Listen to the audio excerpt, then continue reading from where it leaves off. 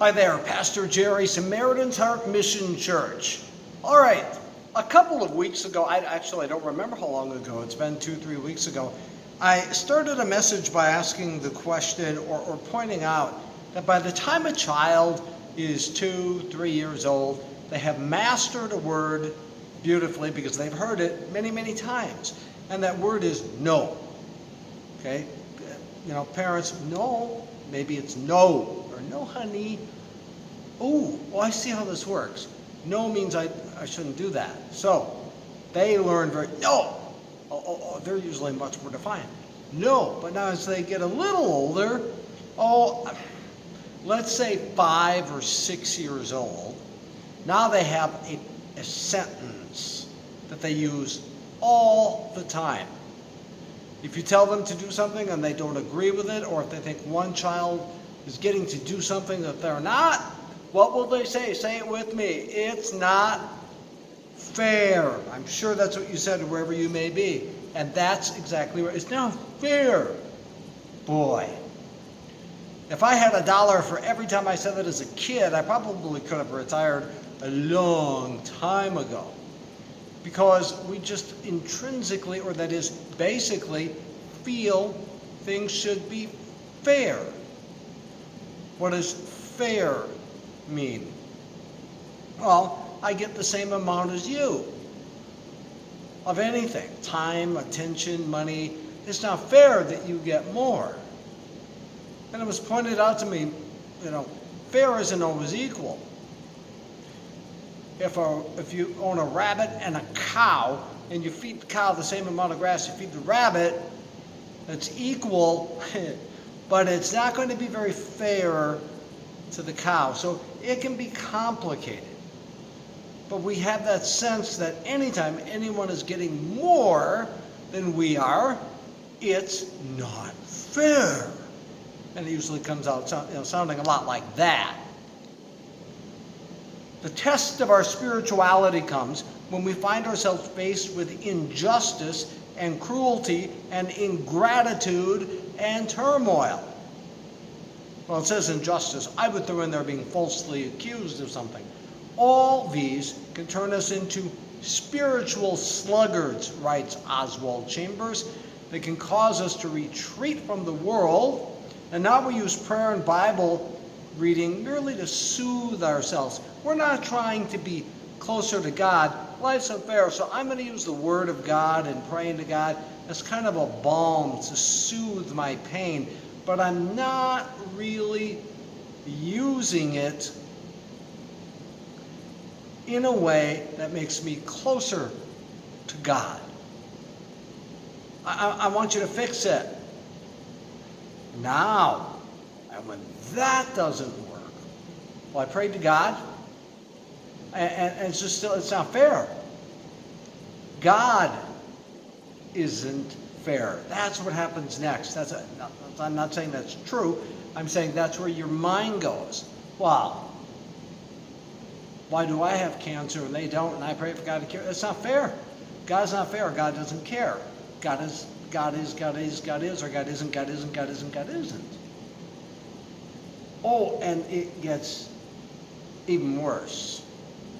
When He blesses people that we don't like, or that we don't think are deserving of the blessing, and we are. We are to give thanks to God for all blessings, whoever receives them, if it is something that blesses many or whatever. But if we decide God should not have blessed that person, and let me tell you, growing up, and even in life as an adult, I often felt that way. How could that person get the job I wanted? I am far more deserving of that job than that person. That person's a jerk. That person's a no-talent hack. Whatever. All the reasons I should have gotten that. Now, when most of these things were happening, I was far from God. So it's not like I blamed God. I didn't think God was in the game because I didn't really believe at that point that there was a God. But I have to confess, even after I came to Christ in 2016 and started getting into ministry, I was guilty of the sin of envy. God, how come that church or that ministry and not ours? We're following you, we're surrendering to you, what's the deal? It's just not fair. And again, the thing that parents say, life isn't fair. The kids don't want to hear. Well, life isn't fair. But God is just. Now, there is a great story in the Bible that just encapsulates this nicely, and it has a lot of application for our lives. It's one of the more famous in the Bible. I think people who maybe have even never cracked open a Bible or been to church or anything like that probably knows the story of Jonah. And if you did go to church as a child, you almost certainly there was some children's program or Bible study involving Jonah and the whale. And that's what most people, if they have a passing familiarity with the book of Jonah, it would be that particular aspect of it. But there is a lot of stuff for us in the book of Jonah. Short little book that packs a big punch. So Jonah was a prophet. What does that mean? He communicated with God. But he was an angry, bitter prophet. And he heard God, but he didn't like what he heard. And he guesses why? Because it's not fair, man. I don't know if he spoke with God that way, but that was certainly the sentiment. You see, the Lord first spoke to Jonah, and we see this in Jonah 1, verses 1 through 3. The word of the Lord came to Jonah, son of Amittai. Go to the great city of Nineveh. That means big. Not that it's great, wonderful, cool, a neat destination. Go to the great city of Nineveh and preach against it, because its wickedness has come up before me. I don't like what they're doing. But Jonah ran away from the Lord and headed for Tarshish. Now, let's stop there a second. Why? Why did Jonah do that? Why didn't he just, okay, I'm on it, God. No, instead, he ran away from the Lord and headed for Tarshish. He went down to Joppa, where he found a ship bound for that port. After paying the fare, he went aboard and sailed for Tarshish to flee from the Lord. He's running, literally in the opposite direction. Why? Why did Jonah react this way? You see, Nineveh was the worst. It was terrible. It was a wicked, wicked city filled with wicked, wicked people, and Jonah was not in any particular mood to do them any favors or be part of God doing them any favors. Rebecca Fairs, some research by her that I found, a chief city in the already brutal and wicked Assyrian Empire, one of the empires that God would use to discipline and correct the Israelites, Nineveh removed the noses and ears of the prisoners to mark and maim them for life. And like most Mesopotamian civilizations, their culture was immoral and generally terrifying. Temple prostitution, child sacrifice, abortion, and infanticide. So, Jonah wanted none of that. He wanted none of Nineveh. Forget it. I'm out of here. So he goes the other way. What happens next? Well, the story, you don't necessarily know the story, but it is pretty well known, so I'm going to just recap it here quickly. So God causes a great storm to hit the boat that Jonah jumped on to get away from God's call to go to Nineveh. The sailors ask Jonah to pray to his God. They must realize he's Jewish. Pray to your God, get us out of the storm. And then Jonah says, funny story. It's my fault, really. God apparently is a little less than thrilled with me that he said go this way and I went that way, and this is on me. So my bad. In fact, no, that's not what he says. He doesn't say my bad, sorry guys. He says, throw me overboard. This is the only way you are going to be spared from God's wrath upon me, because I'm in your boat. So as long as I'm in your boat, my wrath is your wrath. Or God's wrath on me is God's wrath on you. You're collateral damage, as they say in military terms. You get caught up in it. So the sailors now are kind of getting, ooh, this God of theirs is, wow, he's God. Who knew? And they pray for forgiveness because they realize what they're doing is wrong. They're killing a man, or so they think. Sailors pray for forgiveness and throw him overboard. Jonah is then swallowed by, and it's been translated in different ways, a whale, a large fish, a sea creature, whatever. Then Jonah prays.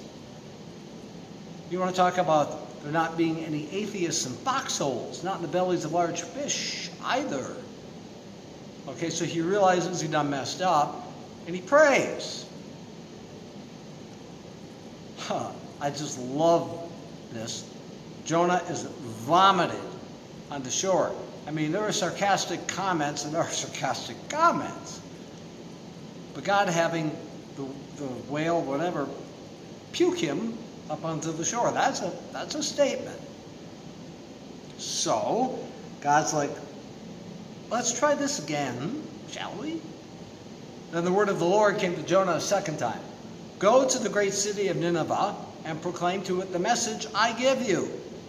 This may shock you, but Jonah, okay.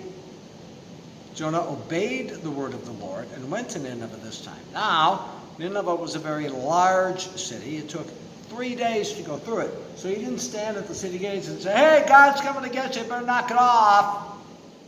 No. He began by going a day's journey into the city, proclaiming 40 more days, and Nineveh will be overthrown. And then in what has to be the fastest conversion in the history of people being converted to God, the Ninevites said, okay. They believed God. And it's interesting, the NIV said they didn't believe Jonah, they believed God. A fast was proclaimed, and all of them, from the greatest to the least, put on sackcloth. It wouldn't stick. Sometime later, Nineveh would fall. But for now, God's will was done. Ooh. Jonah's not a happy camper. And I want you to really pay attention to this. If God called you by name and said, go, I want you to be my instrument to spare these people from my wrath, and you're thinking, no, I have been wondering when they were going to feel your wrath. They're horrible people. What? No.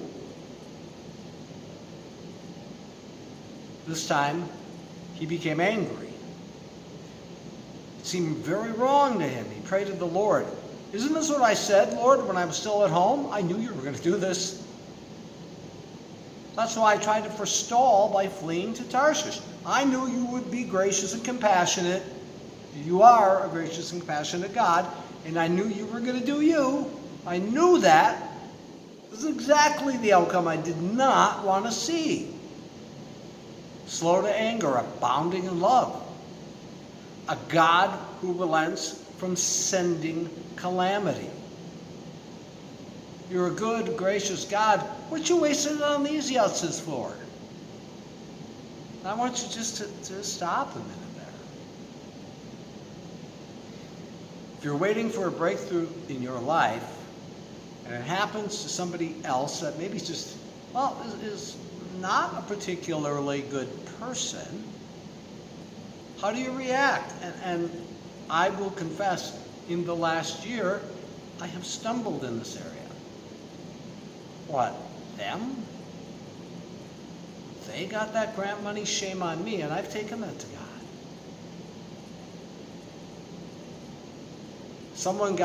An organization got grant money that will help others. Now God didn't ask me to make it happen. So that's the turn of the screw even once more with Jonah. So much so, Jonah's like, you know what? I'm done. Take my life. For it's better for me to die than to live. He is so upset that God showed his love, grace, and mercy on someone else. No, just kill me. But here's what's really interesting. I knew that you are a gracious and compassionate God, slow to anger, abounding in love, a God who relents from sending calamity. Do you know what Jonah's doing there? Good chance you don't. He's using God's own words against him in Exodus 34:6. And God passed in front of Moses, proclaiming, the Lord, the compassionate and gracious God, slow to anger, abounding in love and faithfulness. That's the Lord describing himself to Moses and what he's going to do for the Israelite people, even though they're constantly screwing up. So, Jonah knew his scripture. He's like, see, yeah, when you said you're that way, I knew that. But the Lord replied, is it right for you to be angry, Jonah? Really? And God then provides a plant for shade for Jonah. All right, you have not had the best of days. Buck up, Skippy. Here's some shade. Which pleases Jonah, but then God takes it away, which angers Jonah. He's just messing with me. And I've had people actually say to me they think God's messing with them. God is tormenting me. God doesn't do that. But God said to Jonah, is it right for you to be angry about the plant? Dude, I gave it to you. Jonah says, it is. And I'm so angry, I wish I were dead. All right, now he wants to die again. A plant brought him to his senses. Plant going away, nope. So,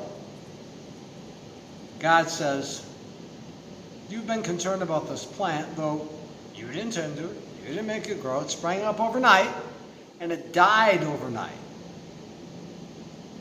And should I not have concern for the great city of Nineveh, in which there are more than 120,000 people who cannot tell their right hand from their left hand, and also many animals? I have to even say the animals. Even the animals are messed up.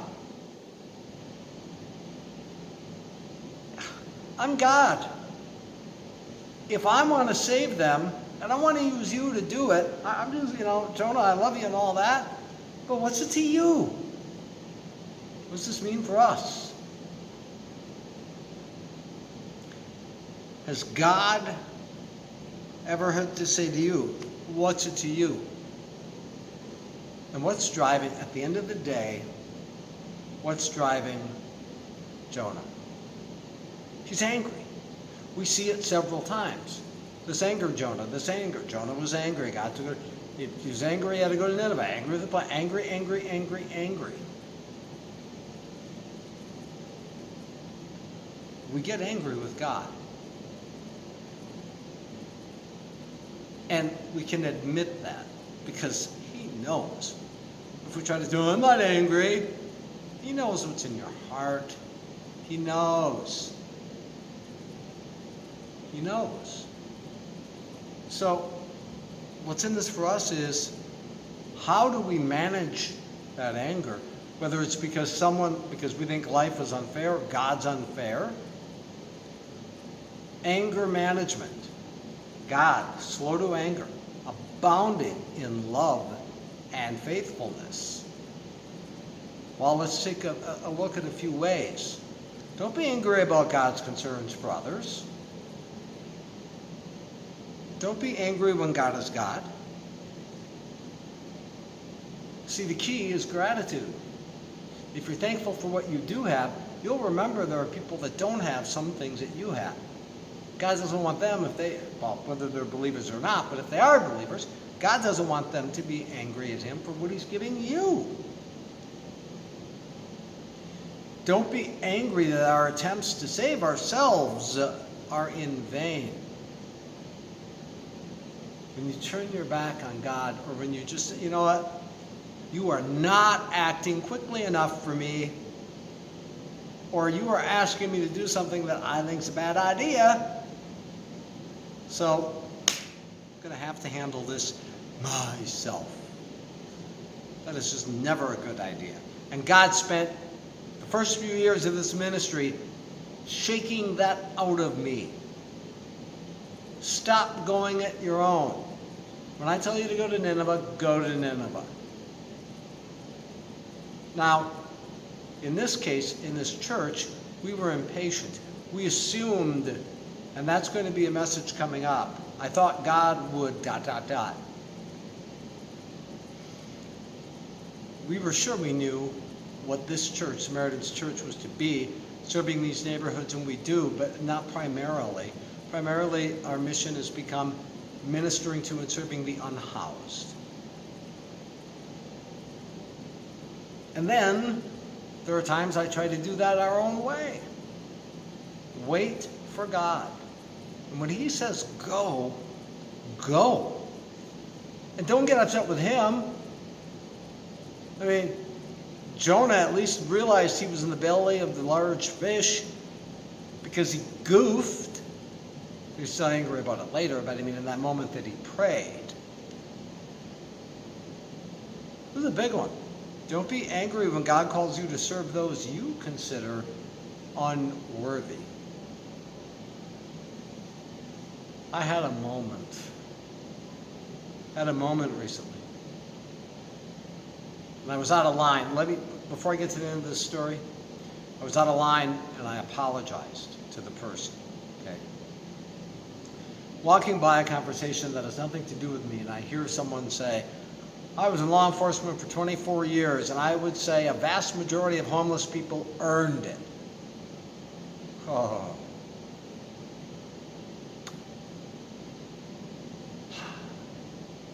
I really took great offense to that. I said, no, I'll just walk away, and I got about 8 feet away. I'm like, no, I'm not. And I went back. I said, look. And I was upset. I didn't yell or scream, but I was kind of shaking, and my voice was kind of shaky. And you don't know anything about the homeless writ large, you know, in total. I've gotten to know hundreds of them. But I didn't handle it well. And I later came back and apologized and said, look, that's not how I should speak to you, but I should tell you that my personal experience is, I'm not saying this is the whole homeless population, but about half of those we deal with are mentally ill and really can't help their situation. And many of those are addicted to drugs because they use them to self-medicate the mental illness. And I apologized, I shook his hand, it was all good. But there are those who do but challenge us who serve the homeless. Well, it's their problem. Why need them to... They consider homeless people as that gentleman did. Hey, it's their own fault. And they decide because of that, wow, they're just not worthy of help, so they're not going to help. And then they criticize those of us who do sometime. It's all about gratitude for what you have. Gratitude and anger cannot exist alongside each other. And yeah, I know people are angry that we treat the homeless with love, respect, compassion. Make it hard for them. They'll get to work. Well, many of them do work, but not enough to have a place to live. They don't earn enough. Gratitude and anger cannot exist alongside each other. And we are called, the Apostle Paul put it, always giving thanks for everything. Always giving thanks for everything. So now what? When you feel God is unfair, I have a verse for you. It is Isaiah 25:1. Lord, you are my God. I will exalt you and praise your name.